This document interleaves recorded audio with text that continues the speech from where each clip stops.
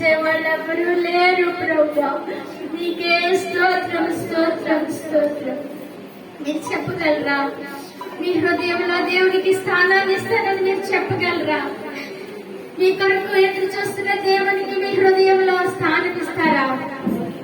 యేసయ్యకి మీ గుండెల్లో స్థానం ఇస్తారా?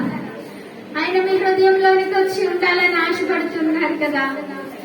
ఆయన మీ హృదయంలో నివాసము చేయాలని ఆశపడుతూ ఉండగా ఇంకా ఏదో ఏదో పనులు చేస్తూ ఏదో కావాలని ఆ గుండెల్లో ఆశిస్తూ ఉన్నారేమో. అవన్నీ తీసివేసి నాకు నువ్వుంటే చాలయ్యా మీరు చెప్పగలరా? నన్ను ప్రేమించేవాడివి, నన్ను ఆదరించేవాడివి, నా తప్పులు చూపించగా నన్ను ప్రేమించే దేవుడము, నన్ను క్షమి, నా హృదయంలోనికి రా ప్రభువా. మీరు చెప్పగలరా? నా హృదయంలోనికి రా నాయనా, నా హృదయంలోనికి నువ్వు రా తండ్రి, నువ్వు నా హృదయంలోనికి రా ప్రభువా. చెప్పండి యేసయ్యతో.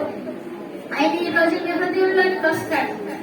ఆయన ఈ రోజే మీ హృదయంలోనికి వస్తాడు. ఈ క్షణమే వస్తాడండి. మీరు ఎప్పుడు ఆహ్వానిస్తే ఆయన అప్పుడు దిగు వస్తాడు మీ హృదయంలోనికి. ఆయన తలుపు దగ్గర నిలబడి తడుతున్నాడంట మీ హృదయంలోనికి రావాలని. మీరేమో మీ హృదయం నిండా ఏవో ఏవో ఏవో నింపేసుకొని ఆయనకి స్థానం ఇవ్వకుండా మీ హృదయం తలుపును మూసేసారు. కానీ దేవుడు అడుగుతున్నాడు, ఇదిగో నేను ఇంతగా ప్రేమిస్తున్నాను కదా, నీ కొరకు నేను ప్రాణం పెట్టాను కదా, నేను ప్రేమించే దేవుడిని, క్షమించే దేవుడిని కదా, నీ హృదయంలో నాకు స్థానం ఇస్తావా అని అడుగుతుండగా మీరు యేసయ్యతో చెప్పండి, నా హృదయంలోనికి రా తండ్రి, నాలో నివాసము చేయి తండ్రి. అయ్యా ఇక నుండి నా తండ్రిని నువ్వు నాయన, నా అధిపతిని నువ్వు నాయన, నా రాజుకు నువ్వు నాయన, నా జీవితాన్ని నువ్వు ఏలు నాయన. ఇప్పుడు వరకు ఎవరెవరికో నా జీవితాన్ని అప్పగించి నష్టపోయాను ప్రభా. ఇక నుండి నా దేవుడుకు, నా రాజుకు నువ్వే, నా ప్రభుడవు నీవే. నన్ను ఏలుకో ప్రభా, నా జీవితాన్ని నువ్వు ఏలు మహారాజా, నువ్వు నా జీవితాన్ని ఏలు.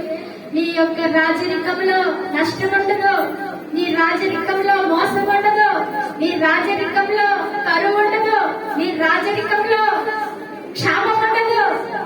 నీ రాజ్యంలో, నీ పాలనలో నాకు సంతోషమే కదా ప్రభా.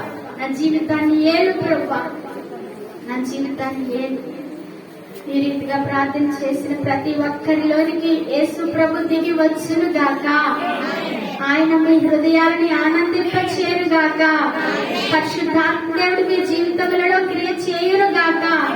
మీ జీవితాలలో ఉన్న చీకటిని దేవుడు తొలగించును గాక. ఈ దినము నుండి నూతనమైన శక్తితో బిడ్డలు నింపబడుదురు గాక. ఈ దినము నుండి నూతన ఆనందము మీరు పొందుదురు గాక. దేవుడు అట్టి కృపను మనందరికీ దయచేయును గాక. ఆమేన్.